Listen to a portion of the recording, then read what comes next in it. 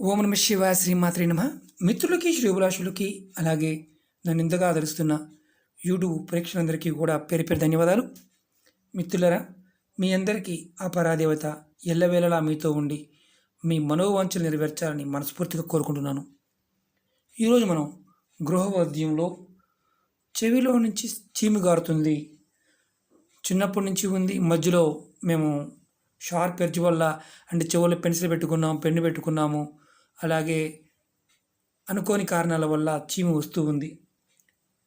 దాన్ని తగ్గడానికి ఏదైనా గృహ వైద్యంలో ఏదైనా ఉపాయం చెప్పండి అని చాలామంది అడగడం జరిగింది. వారందరి కోసం ఈ రోజున మన ఇంట్లో ఉండే వస్తువులు అలాగే మనకు అందుబాటులో ఉండే వస్తువులతో ఎలా చేస్తే ఈ సమస్య నుంచి బయటపడవచ్చో తెలుసుకుందాం. అలాగే అనేక రకాల సమస్యల గురించి అడుగుతూ ఉన్నారు. ఆయుర్వేద సమస్యలు కూడా నేను వీడియోలు చేయడం జరిగింది. నా వీడియోస్లో ఉన్నాయి, చూడండి. మీరు ఆచరించగలిగేదాన్ని ప్రయత్నం చేయండి. అలాగే మీకు ఈ వీడియో నచ్చినట్లయితే లైక్ చేయండి, నా ఛానల్ సబ్స్క్రైబ్ చేసుకోండి, గంట సింబల్ని యాక్టివేట్ చేసుకోండి, 10 మంది మిత్రులకి షేర్ చేయండి నచ్చితేనే. ఎందుకంటే ఇవన్నీ నేను సొంతగా చెప్పేవి కాదు. గృహ వైద్యంలో మన పూర్వీకులు మనకి ఇవన్నీ చెప్పారు.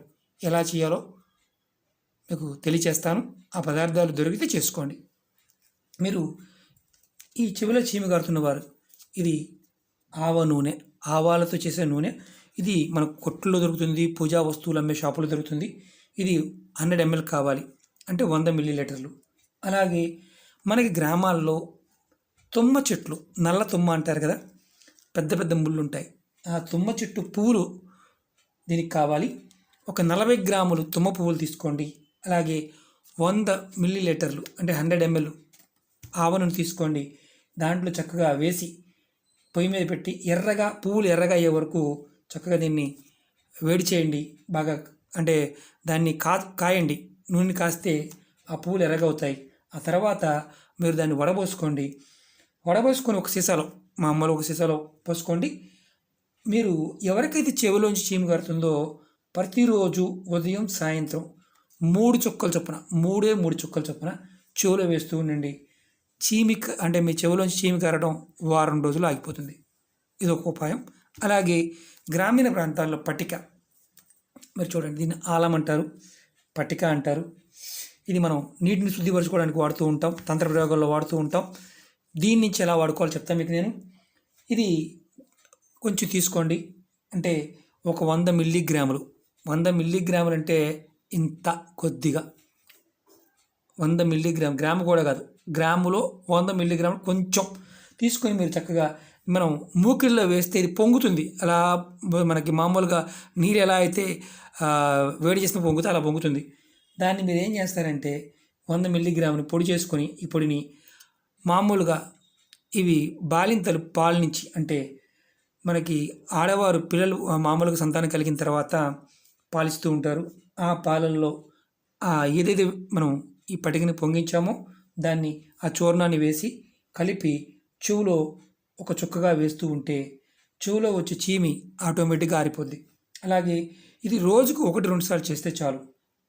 కొంతమందికి ఇది చిన్నప్పటి నుంచి వస్తుంది, కొంతమంది మధ్యలో వస్తుంది.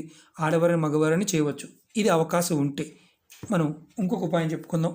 మల్లి చెట్టు, మనం పూలు పెట్టుకుంటాం కదా, తాంత్రిక ఉపాయాలకి అలాగే వాడుతున్నాం. ఆయుర్వేద పరంగా కూడా దీనికి అద్భుతమైన శక్తి ఉంది. ఈ చెట్టు ఆకు మీరు తెచ్చుకోండి. ఎలాంటి మల్లి పువ్వులు పూసేదేం పర్వాలేదు. ఈ ఆకుని చక్కగా మీరు ఏం చేస్తారంటే రసం తీసుకోండి. రసం తీసి ఆకు రసాన్ని వడపోసుకోండి. దాంట్లో 4వ వంతు, అంటే మనం ఒక టేబుల్ స్పూన్ తీసుకున్నాం అనుకోండి, దాంట్లో 4వ వంతు తేనె కలుపుకోండి. అంటే 1-2 చుక్కలు తేనె. ఇది ఒక స్పూన్ తీసుకున్నారనుకోండి, దాంట్లో 4వ వంతు తేనె కలపాలి. అంటే ఒక టేబుల్ స్పూన్లో తీసుకుంటే దాంట్లో 1/4 వంతు తేనె తీసుకోవాలి. అలా కలిపి 2 కలుపుకొని 2 లేదా 4 చుక్కలు, అంటే 2 చుక్కలు కానీ 4 చుక్కలు కానీ రోజు మన చెవిలో 2 పూట్లు, అంటే ఉదయం సాయంత్రం వేస్తూ ఉంటే 2 చుక్కలు కానీ 4 చుక్కలు కానీ, అంటే ఈ ఆకు కలిపిన రసాన్ని తేనెతో కలిపి ఖచ్చితంగా చెవిలోంచి చీము గారడం తగ్గిపోతుంది. ఇది గృహ వైద్యంలో అద్భుతమైన చిట్కా. ప్రయత్నపూర్వకంగా చేయండి, అద్భుతమైన ఫలితాలు ఉంటాయి. మీకు ఈ వీడియో నచ్చినట్టు లైక్ చేయండి, నా ఛానల్ సబ్స్క్రైబ్ చేసుకోండి, గంట సింబల్ యాక్టివేట్ చేసుకోండి, 10 మంది మిత్రులకు షేర్ చేయండి. అనేక రకాలైన విషయాల మీద మీకు ముందు ముందు కూడా నేను వీడియోలో తెలియజేస్తాను. నాకు వీలున్నప్పుడల్లా మీకు ఒక వీడియోని అందిస్తూ ఉంటాను. గృహభాగ్యంలో కానీ, తంత్రంలో కానీ, ఆయుర్వేదంలో కానీ, జ్యోతిషపరంగా. వీడియోని మీరు పూర్తిగా చూడండి. మీకు అర్థమైతే చేయండి, అర్థం కాకపోతే చేయమాకండి. ఒక మిత్రులారా, ఓం నమః శివాయ, శ్రీమాత్రే నమః.